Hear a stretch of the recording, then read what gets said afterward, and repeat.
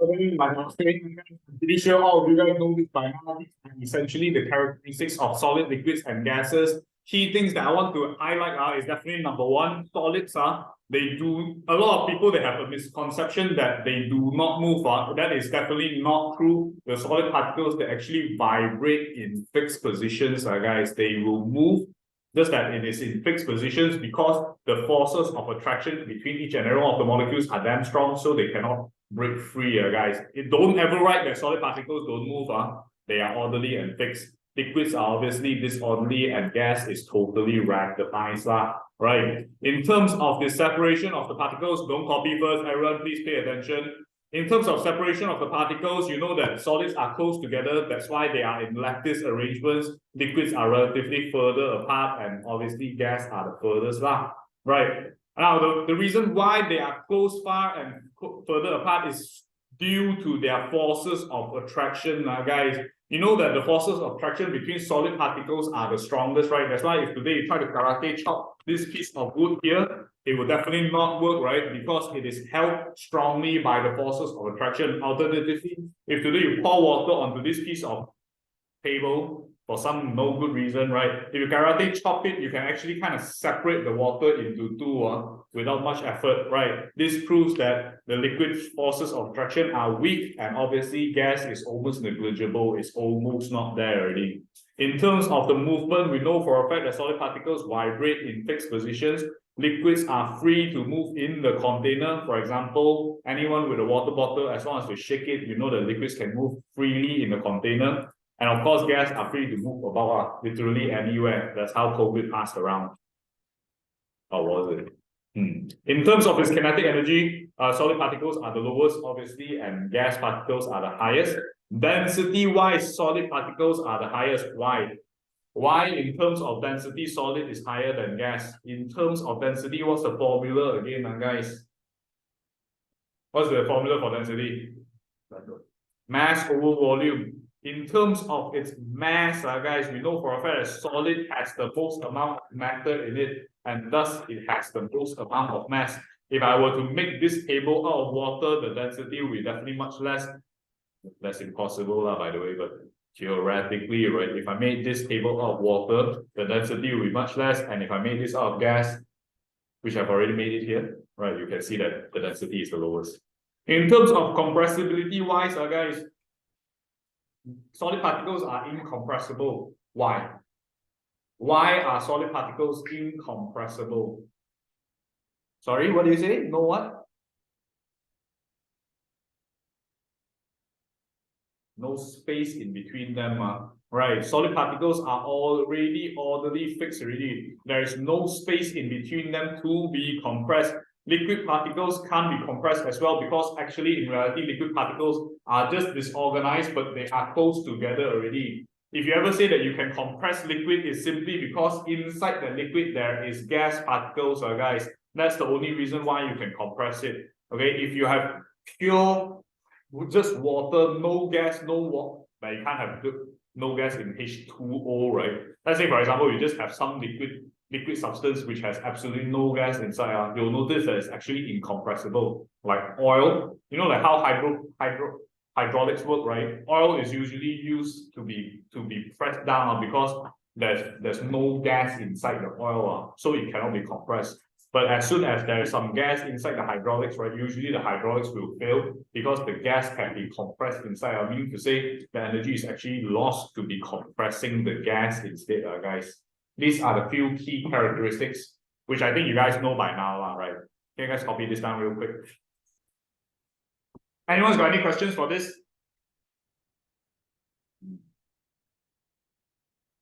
Oh, Jian, how much do you think you can score for physics in the test? How much? Oh shit! You mean the papers get bigger? Okay. Okay. If you get higher, then you have to do. Okay, further.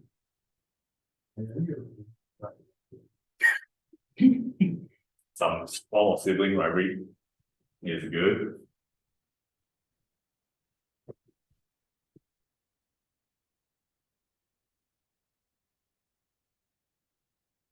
Where's my book? Where's my book?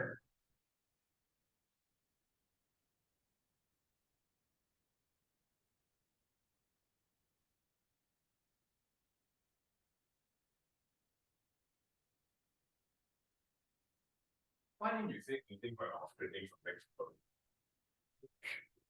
Literally, oh, I'm like, okay, I'll just take something for you. And then he didn't bother to say.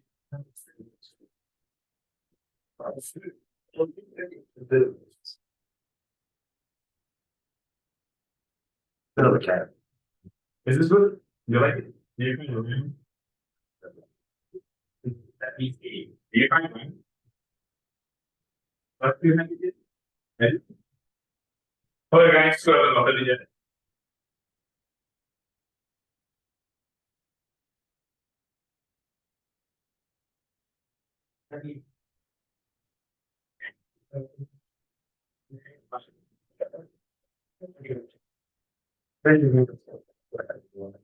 Yeah. I don't know. Pretty sure. Which one do you? Okay.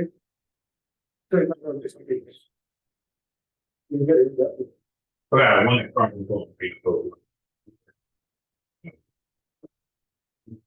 My friend owns this company, so it's like he gave me like 2 boxes for Thanksgiving. But not all lah, like so own lah. So he gave me like 2 boxes to this. I still like this. I purposely like to buy this. It's good, right? The best lemonade you've ever drank. How are you gonna go back to 7-Up already?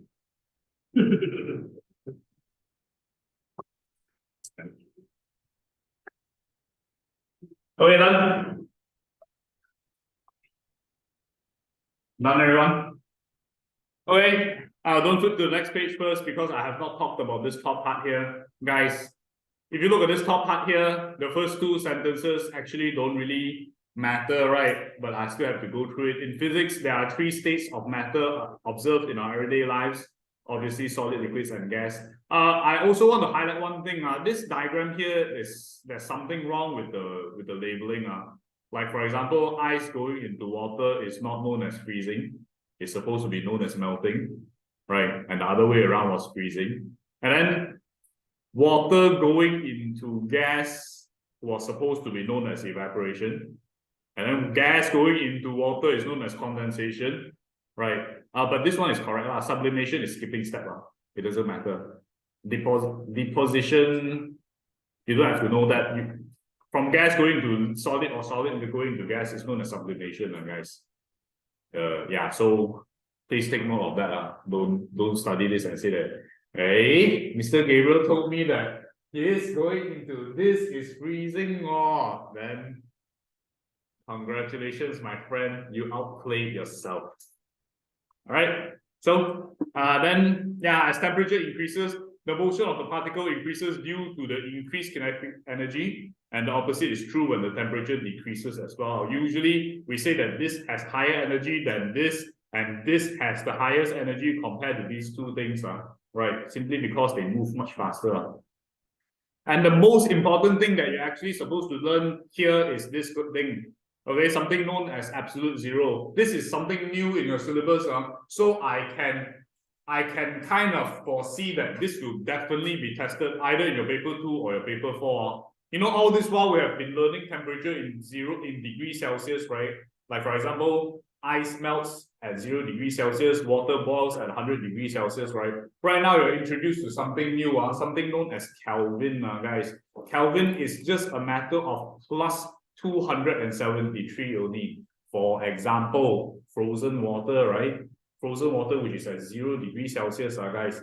At 0 degrees Celsius, how do we convert that into Kelvin? 0 degrees Celsius plus 273. Bam, 273 Kelvin. Ignore the 0.15, right? And then boiling water, 100 degrees Celsius, is it? How do we convert it into Kelvin? Plus 273, bam, 373 Kelvin, right? Then there's one more extra thing that you should know of is something known as absolute zero. At absolute zero, right, we assume that there is absolutely no energy, like literally zero energy left in the states of matter, guys, and that is something we know as negative Sorry, 0 Kelvin. How much is 0 Kelvin in terms of degrees Celsius, guys?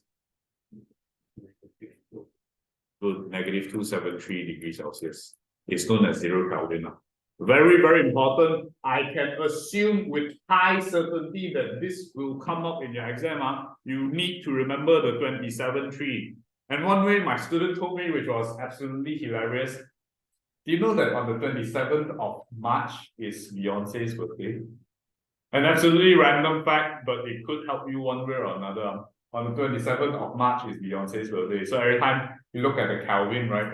Oh, it's Beyonce's birthday, 27th of March. Anyone here has a birthday on 27th of March as well? If you are, then you shall forever be known as Beyonce. Guys, either way, however way you want to remember it, remember, you could either remember it my way, Beyonce's birthday, 27th of March, or just remember the number itself if you're good with numbers, or somewhere, just remember the 273 is a very important number. You will most likely be asked to convert your degree Celsius into Kelvin. Okay, and you must know that negative 273 degrees Celsius or 0 Kelvin is known as absolute zero. At absolute zero, it is the lowest achievable temperature in the universe. All motion has virtually stopped because there is zero energy for it to have zero kinetic energy as well. Guys, kind of makes sense on it. You understand what I'm talking about? Anyone don't know what I'm talking about? Anyone lost in the woods? Yeah, everyone. Okay, so 273, very, very important. Must know this number. Must. Very high likelihood. Okay, if you have no questions, flip to the next page. This is essentially where you start learning some things known as pressure inside a container, guys. Have you guys ever tried to store hot water in a thermal flask before? Have you guys ever tried to do that? Do you ever notice that when you store hot water in a thermal flask and you're not supposed to do this, if you shake it a little bit, right? When you open it up, there will be a huge popping sound. Have you guys ever tried that before? Like accidentally, maybe you didn't shake it on purpose lah. But anyways, if you drop it accidentally, right, you'll notice that as you open it up, the bottle kind of pops open. Have you guys ever tried that before?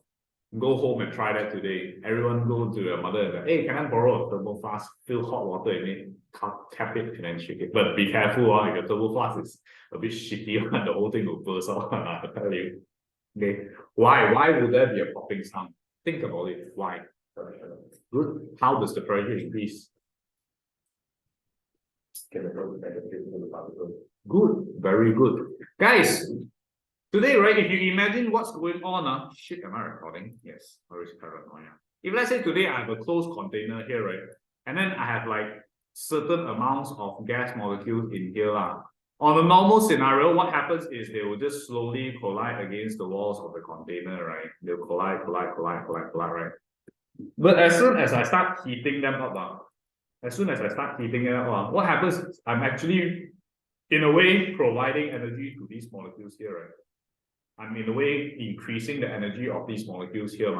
And when I increase the energy of the molecules here, what happens is they'll collide against the walls more faster or more frequently, right? What's the pressure formula again, guys? Good, is force over area, right? Today, with more collision against the walls of the container, what happens is I'm actually increasing the force per unit area of the container. Okay, and every time it increases the force per unit area of the container, the pressure actually increases. So in your exam, right, they love to ask you this question. This one always comes out in your exam. You know how to structure it? They say that in terms of molecules, explain why the pressure increases when I heat up the container. And your standard answer will always be, as the molecules get heated up, they gain more energy, and collide against the walls of the container. The walls of the container more often. This increases the force per unit area of the wall, ultimately increasing the pressure. I repeat, guys, these few keywords you must include. Usually it's a 3-mark question. You must know how to write this up. As the gas molecules get heated up, they gain energy and collide against the walls more frequently. Not colliding with each other. Colliding with each other doesn't give you anything. It must collide against the walls of the container. And when they collide against the walls more frequently, this increases the force per unit area, ultimately increasing the pressure here. Anyone didn't get that? Good, catch up, repeat what I just said.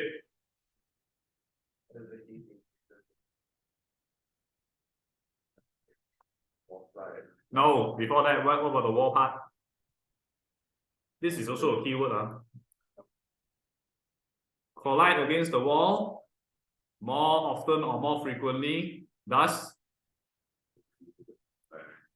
per unit area, ultimately. Good. Chomi, explain this again to me one more time.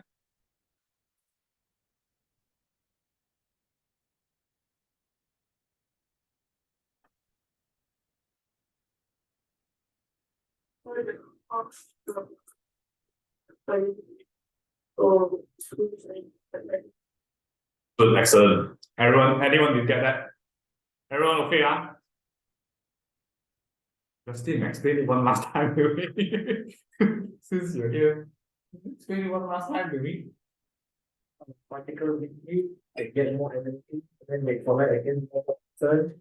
So, force per unit area increase and pressure increase. Good, excellent. Everyone get this, It's very important. Always comes out in the exam one, right? So if you look at the statements here, it's literally what I said in a more structured manner. When particles are subjected to heating, it will gain energy and move faster. Don't copy first. Everyone pay attention. What happened to your sleeve? Why is it? Oh. What? Coffee stain or what? Oh, Milo. Okay. All right. Hey, pay attention first, right? Then when the particles are subjected to cooling, it will lose energy and more slowly.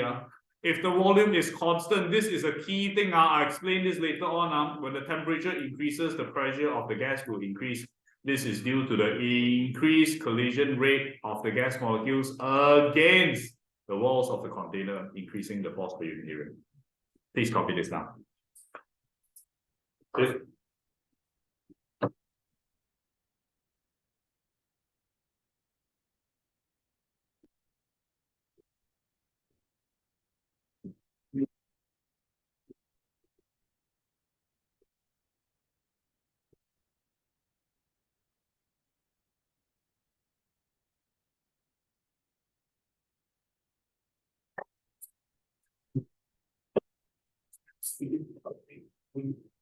So, here's the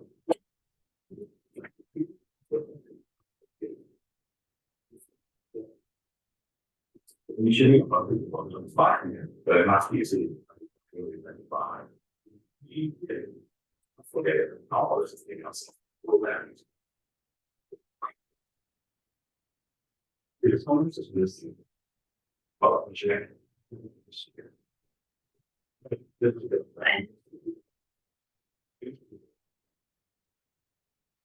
That you actually, you actually want to teach.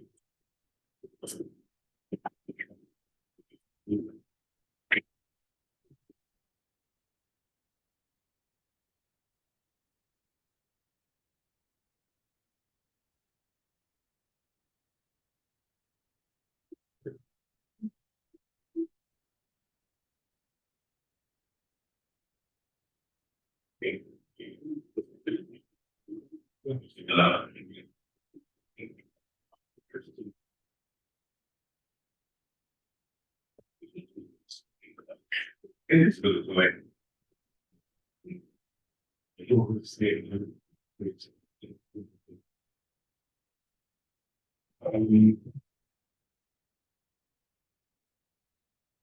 Nó sinh nhỏ con mà liên quan nhiều sơ con loại có gì mà người ta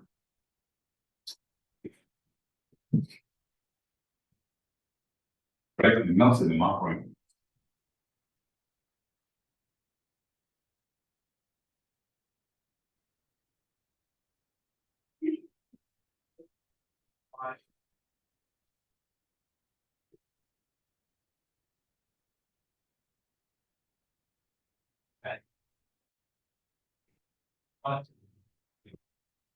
But that's something Okay, the next one, pass it around. Finish it.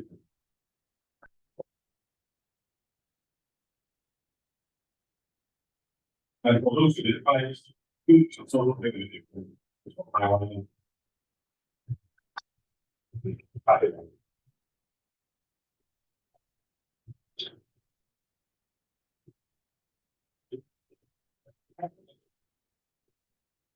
Okay, done, Iron.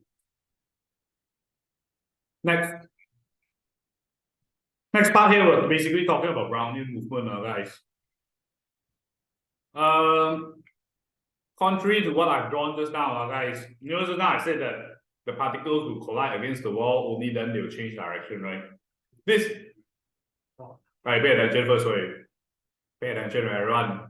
Like I said just now, this is not true. They will not only collide against the wall, only they change direction. In reality, right, if I were to follow the trace of one specific particle, I'll notice that even before it collides against the wall, it kind of moves in a random zigzag motion already. It'll move like this here. Then occasionally, maybe it'll collide against the wall. Shit. Maybe it'll collide against the wall and then it'll move again. Then maybe occasionally it collides against the wall and move again. Why? Why does it move in this random zigzag motion? Good. It's because every time, right, even before reaching the wall, as soon as it collides with other particles here, they actually change direction already. Okay, every time they collide against other walls, other particles, they'll change direction. So this was actually what Brownian had observed, you know, and thus the whole Brownian motion came to be.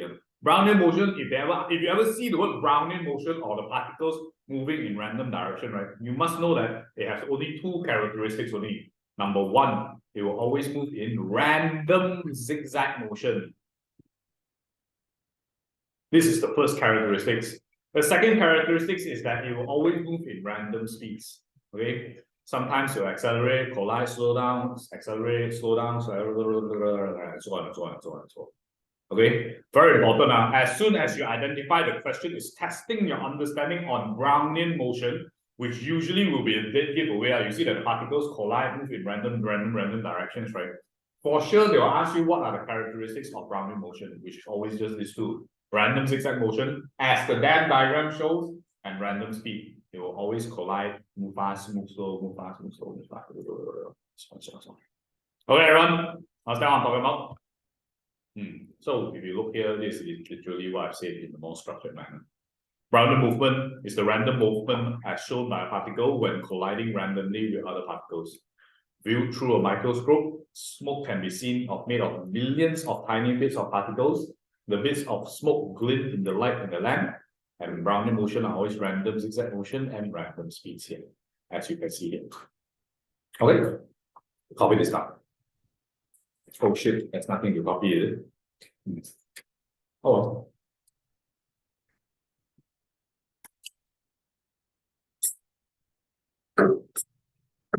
Okay, everyone. Okay, then next up, we're basically going to talk about the pressure changes. Now, in reality, besides temperature, guys, pressure could change due to two specific things.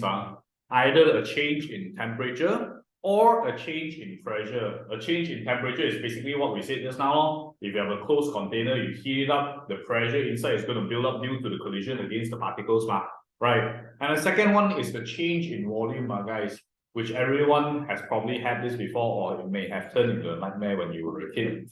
You guys remember when you guys had your birthday parties and then there were balloons everywhere and you tried to pop a balloon before? Have you guys ever tried to pop a balloon with your bare hands before? No? Really? Wait a minute. Is it because you guys never had a birthday party with balloons before? Guys, you know what I'm talking about, right? If you ever have a balloon, you try to pop it. Really? No one tried to pop it before? Yeah, stop it with your feet, right? Even when you stop with your feet, you feel that actually it's better if you use your hands, right? You try to pop a balloon with your bare hands, you'll notice that the pressure actually builds up as the volume decreases, which makes sense, right? Because if today you have a closed container, right, which is that balloon in this scenario here, when you close it up, what's happening is, right, you're actually minimizing the volume of the balloon. when you minimize the volume of the balloon now, what's actually happening here is, right, let's imagine today you have one balloon and then you kind of press it down to a smaller size, right? Let's imagine for simplicity's sake, there are only 9 molecules inside the balloon. There are only 9 specific molecules inside the balloon. Guys, based on this diagram itself, how come the pressure here is higher? Or is the pressure here higher? Which one? Which one has higher pressure? This one or this one? The first one or the second one? The second one, is it? Why? So what happens when it's smaller? How come in terms of the air molecules, how do I explain this? Good. Because for the same amount of air molecules, because literally we didn't put in more or less, right? We're just compressing the volume. For the same amount of air molecules, these guys here would most likely have a greater collision rate against the walls of the container compared to these guys here. Right? Right. And because of that, I know for a fact that the smaller the volume, the higher the pressure. I repeat that, a smaller volume is going to have higher pressure, and a bigger volume is essentially going to have lower pressure here. Can you all see this or not? Can you all see this or not? Okay, just imagine like compressing a balloon. It'll kind of make sense, right? And because of that, if you look here, when volume is constant, an increase in temperature will increase the pressure, a decrease in temperature will decrease the pressure. We say that pressure is directly proportional to temperature. More temperature, more pressure, more temperature, more pressure, more temperature, and more pressure, and so on. Right. But when the temperature is kept constant, an increase in volume will decrease the pressure, a decrease in volume will increase the pressure. Less volume, high pressure. More volume, low pressure. Can you all see this or not? Yeah, and of course, if I inverse the volume, they will become like directly proportional as well. From here, we know that pressure is inversely proportional to volume. Okay, can you copy this down real quick?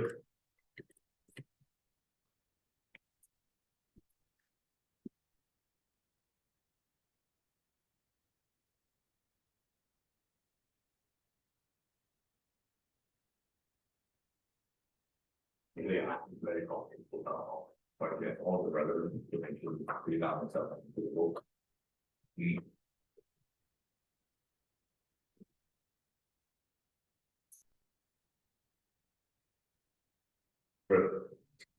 Oh, yeah, okay.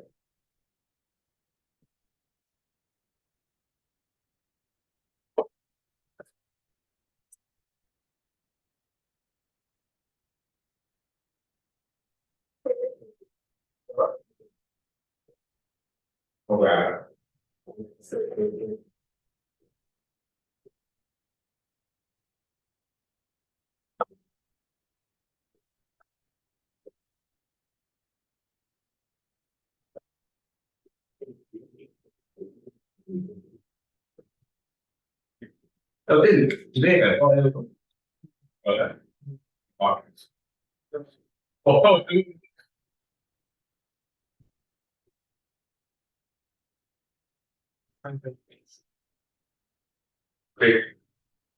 Eventually, you will.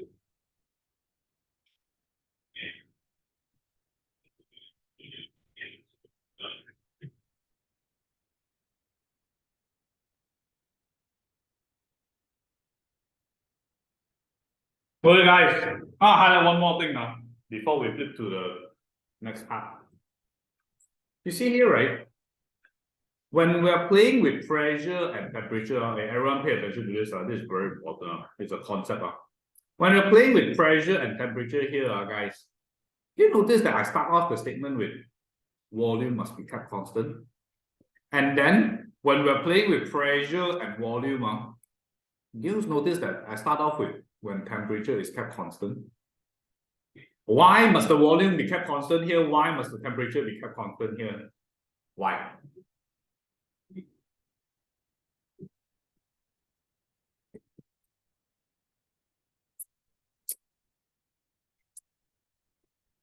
Why? What will happen if they're not kept constant?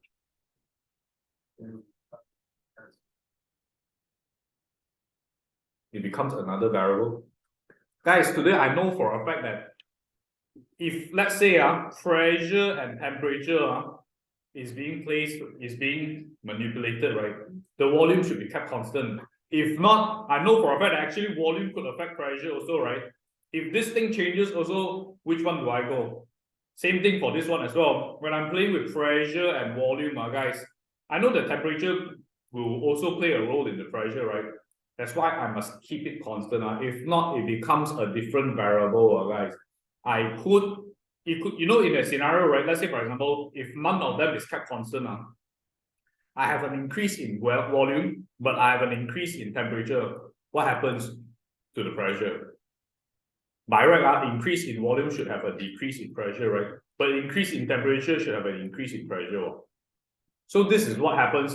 If let's say, right, I'm playing with two things, one of it must be kept constant. If I'm playing with pressure and volume, my temperature should be kept constant. If I'm playing with pressure and temperature, my volume should be kept constant. If not, I'll have this scenario here already.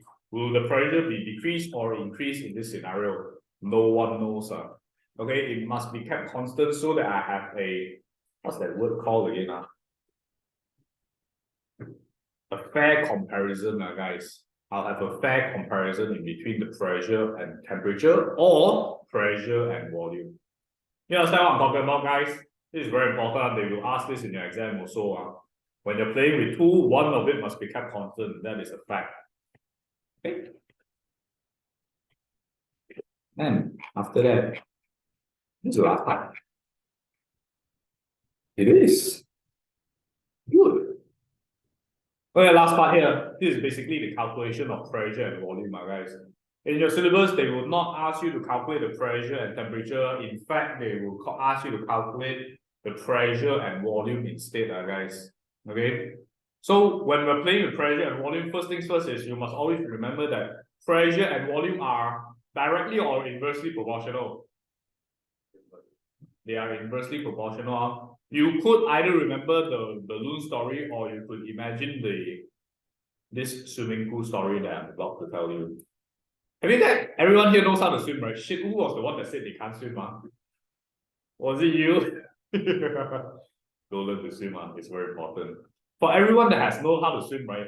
Have you guys ever dived to the bottom of the pool here and then you kind of release like the air bubble as you exhale? Do you know that this air bubble, as it rises towards the top, the balloon actually, that air bubble actually becomes bigger one, right? Try later on, especially the deeper you go, the balloon becomes bigger as it rises to the surface. Why? Why does the balloon become bigger as it rises towards the surface?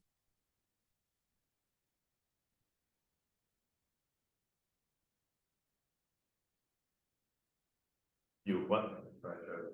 How's the pressure? As it rises up. Why? The pressure is higher or lower here?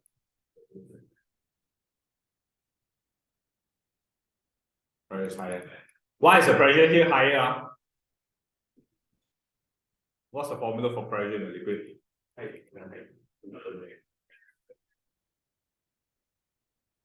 Rho GH, density, gravity, height. Guys, remember? So essentially, if I were to draw a graphical representation, here the pressure is damn high, right? So it kind of compresses the balloon, right? Here the pressure is relatively lower, right? So it doesn't compress as much, right? Today, I know for a fact, that when the pressure increases, the volume is actually going to decrease. Shit, what? When the pressure increases, the volume is going to decrease. When the volume is high, it's simply because the pressure is lower, right? And from here, I must always remember that pressure and volume are inversely proportional. Today, if let's say, right, I say that the pressure here is 100 pascals and the volume here is 10. If the pressure here is 1000 pascals, how much should the volume be here? It'll be 1. Because Boyle's law states that P1 V1 is equals to P2 V2. Oh shit. Is equals to P2 V2. Boyle's law states that P1 V1 is equals to P2 V2. If my pressure times volume here is equals to 1000, pressure times volume here will be equals to 1000 as well. Do you understand what I'm talking about? Very important. All right. Do you have a question? Anyone got a question? Wow, my explanation is so good, man. 100% absorption rate. Okay, but anyways, if you look at this formula here, P1 V1 is equal to P2 V2 only if the temperature is kept constant. Once again, because I don't want another changing variable. Right, and this one here is essentially what I've talked about just now in terms of the balloon one. Copy everything down, and then we'll proceed to do questions already.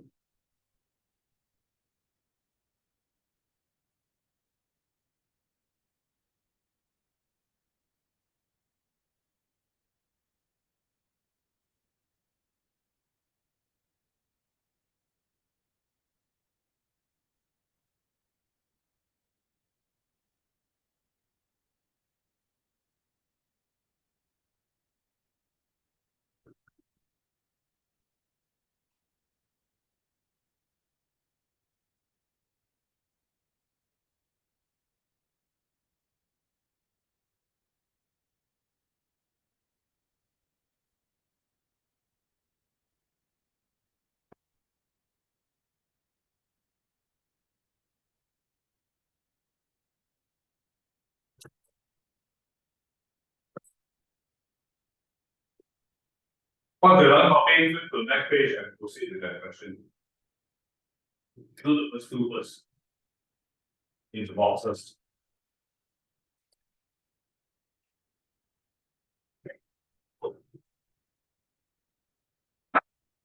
What do we do now? Don't tell me you lost it out.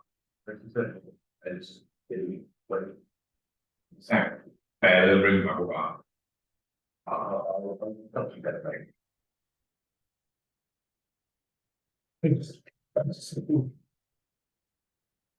Actually, you will that's all.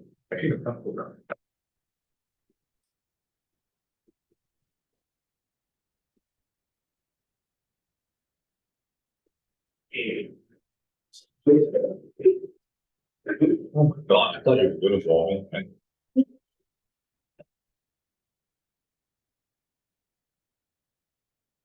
It's not gonna you at all.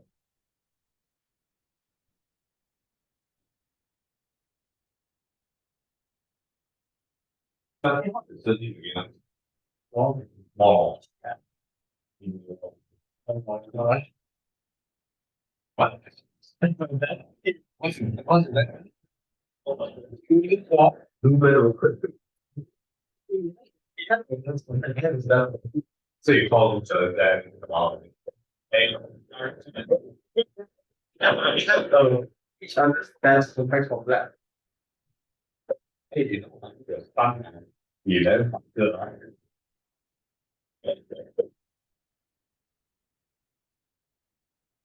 After the first two questions.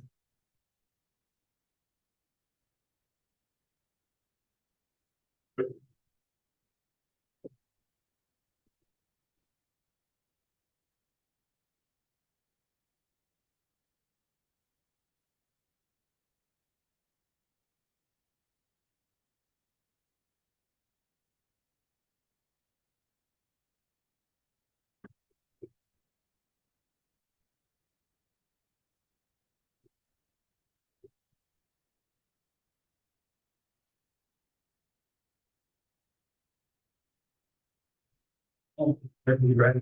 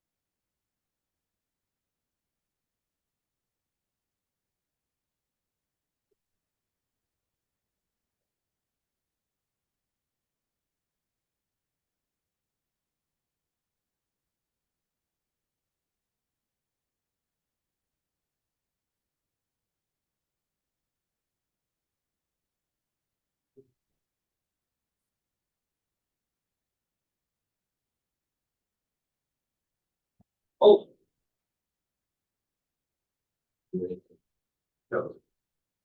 Yeah. I have sure.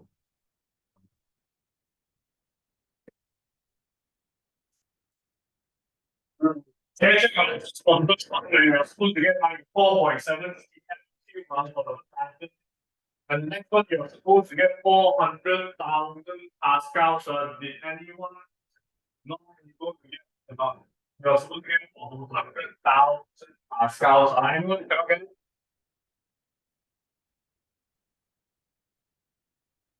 For those who can get it, please proceed to do the next question.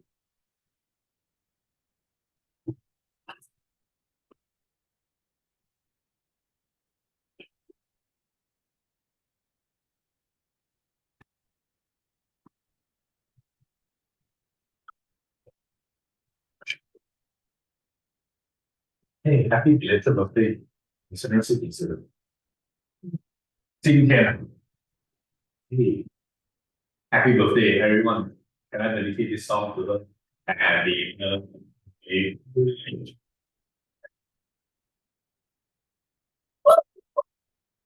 birthday to you.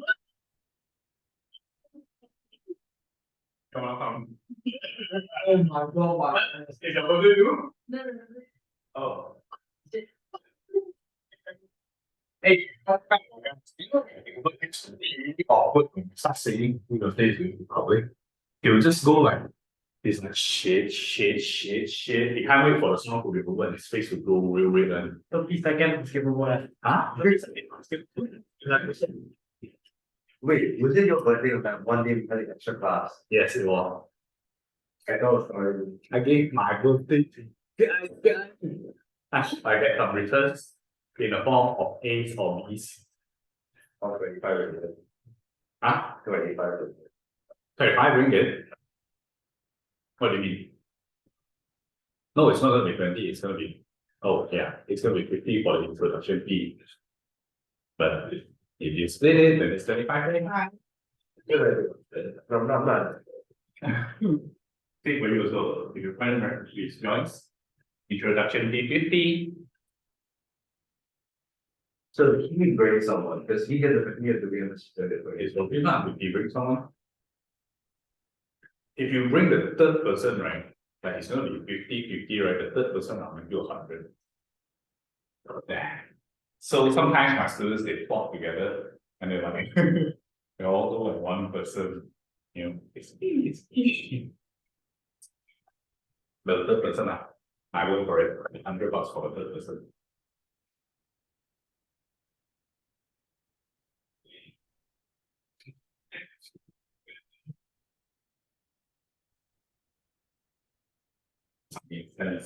Incense. What's it called? How they say, 香华语叫什么呀？In English, the joystick, what they call again? Incense, not incest, right? Yeah. Huh? Set. Oh, incense, is it? Yeah, the Chinese. Yeah. You smell it? You smell it? You smell it? I understand here, I can smell it already. Oh. Yeah, Buddhist, is it? Not a what? Oh, good, very good. I haven't told you our introduction yet. In here, there's gonna be some racist jokes, some religious jokes. I'm the victim. See, life is very life is yeah, that's what I want to see. The day, I tell you a funny thing, the day I was but please don't say this to your parents, though. It's not. I don't think it's so, but maybe no, I want to okay, never mind. Are you guys done? Are you guys done with this one? Are you guys done with this one? Everyone done, huh? Please do your what idea?快点 do it, wait. Faster do it. Can I answer some questions? I can't remember. So what? Very search. And your quite a lot of it. Is it because it's something? Still, we have to buy it. So paper is next week. Well, many years of future, late. You guys do that because it's really. Still, it's not very good. Okay, I'm gonna send you a question. Please go with and then they'll so that's the general physics assessment in those sheet before. Have I? Oh wait, give me a number. I think.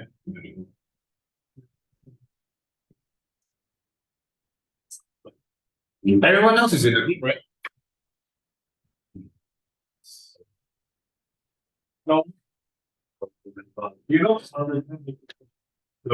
actually, my team also in there. Speaking on.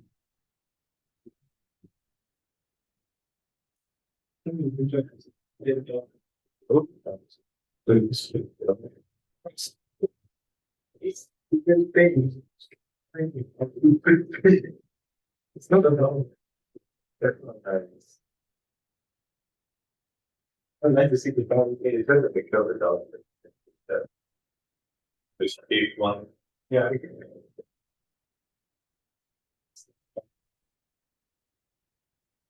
Barrel right now. I mean, oh yeah. I'm good.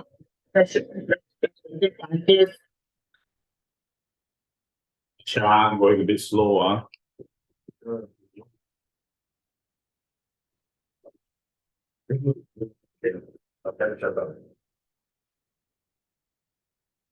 Wait, let me send you an ABC help. There's 30 questions on this form, guys. Please do the 30 questions before you go, and then there's like explanation here also, guys. So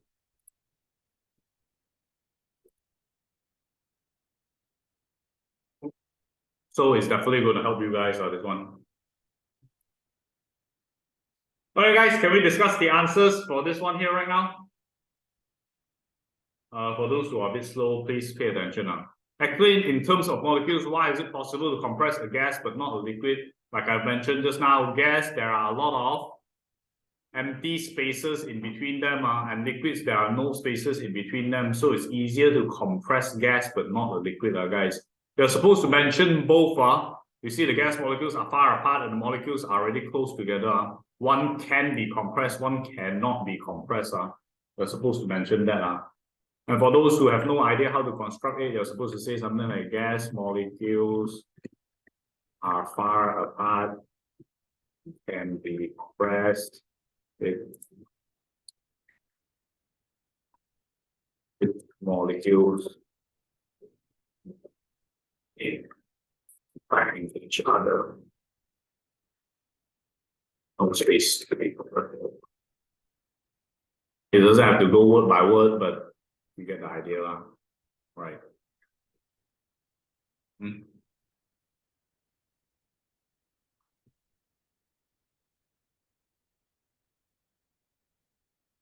Okay, then after that, state what happens to the molecules of a gas in a sealed container when the temperature increases. Obviously, the molecules will move faster and gain more kinetic energy, right?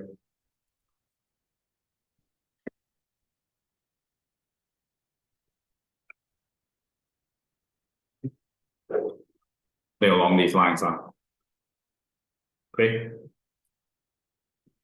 Then after that, the quantity of gas is contained in a sealed container of fixed volume. The temperature of the gas increases. State in terms of molecules 2 reasons why the pressure of the gas increases. Because they what? Why will the pressure increase when the temperature increases? Oh, actually, why is it 2 marks? It should just be 1 mark.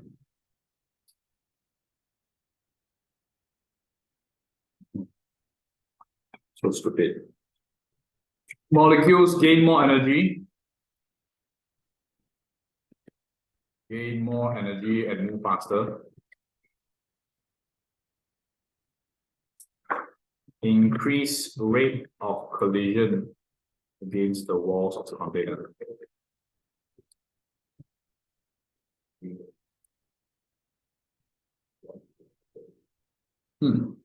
Actually, A and B are essentially the same thing. Okay? Okay, everyone. Then the next one is a calculation question already. You're supposed to identify a helium-filled weather balloon is held on ground. The volume is this amount, your V1. The pressure of the helium is this amount, your P1. The ball is releases and raises to a height. The volume is this amount, the new V2. Calculate the new pressure, which is your P2. Literally substitute everything into the formula. P1 V1 is equals to P2 V2. And then you'll get that P2 is equals to P1 V1 over V2. And press everything into the calculator. 98,000 pascals times 4,800 divided by 7,200. Press this in your calculator and you should get how much, Artisan? 60 what? APA. Okay, I didn't change this to, I changed this to PA already, so it's going to like, yeah, it's going to be 65,300 PA. 65,300 PA, because I didn't change, because I changed this into PA, guys. If you wrote KPA here, then your answer better be KPA here. Like what Chijum did, he did 65.3 kPa, but since I've already converted this into PA, I cannot write kPa here. Okay? So that's why it may be necessary to release the helium from the balloon as it rises even higher. Why?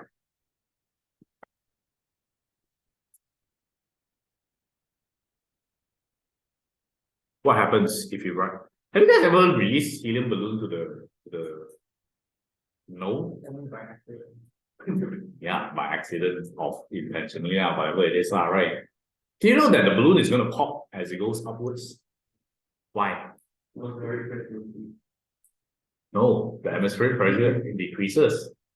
Do you know how atmospheric pressure affects you or not? If you think about atmospheric pressure, think about the amount of air molecules that is acting on you. You know, like for example, in the lower altitude versus a higher altitude, which one has greater atmospheric pressure? Why? Oh, there's more air on top of you. There's less here, right? So when the balloon rises towards the top, there's less and less and less pressure, right? And when there's less and less and less pressure, it means to say the thing is going to expand more and more and more, right? Eventually, it's going to burst. As you can see from this question here, initially it was 4,800, then it became 7,200. As it rises higher, the volume is going to increase even more. So obviously, it's because it will pop, right? Eventually, the thing is going to pop. Shit, that's the answer. To prevent the balloon from bursting.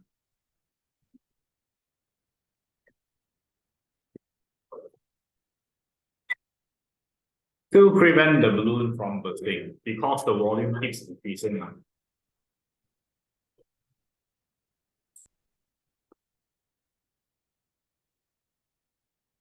Okay, flip to the next page. You have exactly 5 minutes to do the next question. And then we'll discuss the answers.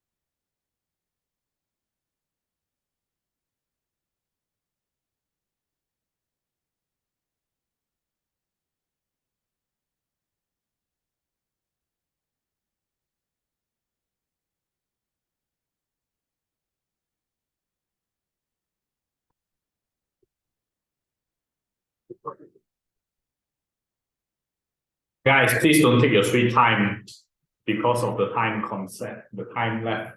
You only have a maximum of 2 more minutes before we discuss the answers.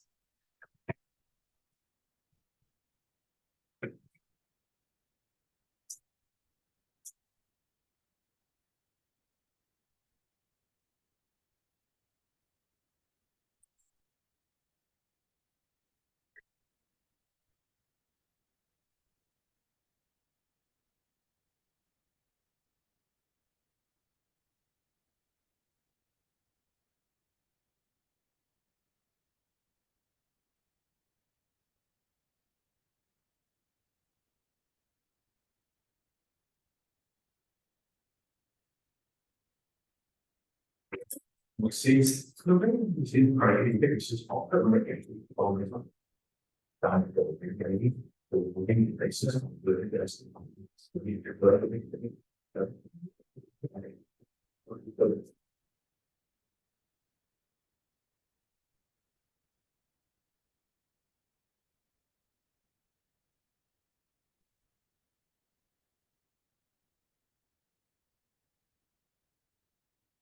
debate. Okay.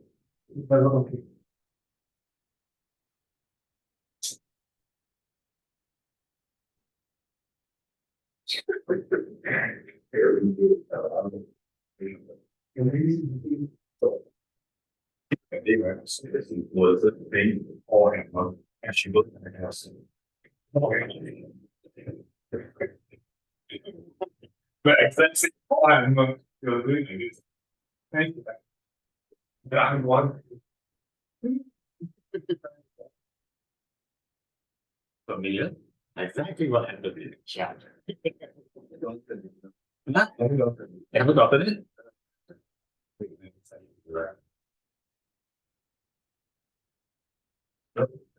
I had to be so slow.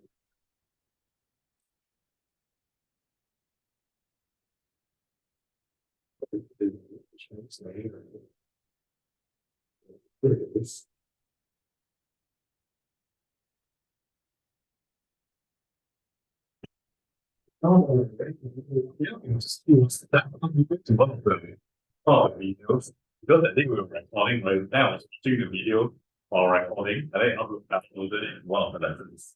Oh.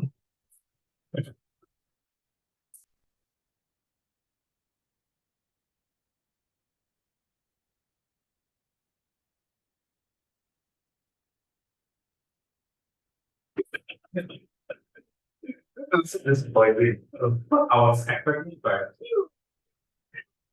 when this is on camera, really nice.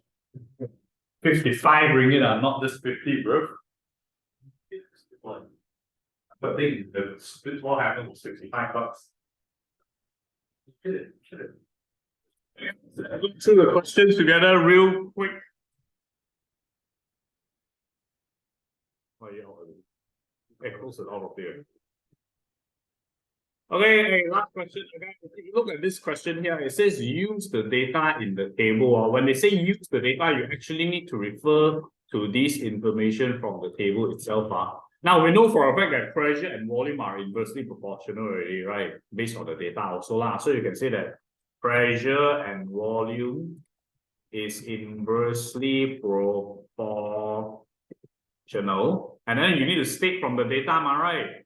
As the pressure increases from 250 kPa to 1000 kPa, the volume decreases from 30 to 7.6 cm3.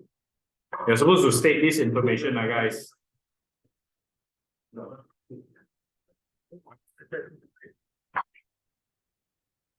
Okay. You need to state the data from the table. Okay, then after that, state the property of gas apart from its mass that remains constant during the experiment. Now we're playing with pressure and volume, right? So what must be kept constant? Good, the temperature. Temperature is kept constant, right? Then after that, the pressure with how much? How do we do this pressure formula? Rho GH or H rho G or whatever lah. Literally substitute everything in. 1000 times 9.8 times 5. Press that in your calculator and you'll get 49,000, is it? 49,000. What's the units? EA. Right. And then this one here. What happens? What happens to the volume as it rises to the surface? It will increase. What about the mass of the gas inside? Then this will obviously cause the density to decrease, because density is mass over volume, right? An increase in volume is going to decrease the density. Okay? Guys, let me give you some homework to do. Oh, actually, nah, don't. I'm not going to give you guys homework. Do the Google Sheet that I sent to the WhatsApp chat. That is going to be a general physics that is supposed to help you for your paper, guys. Right? So yeah. Okay, everyone, if you have any questions, you're more than welcome to stay back. If you have no questions, that's going to be it for today, guys.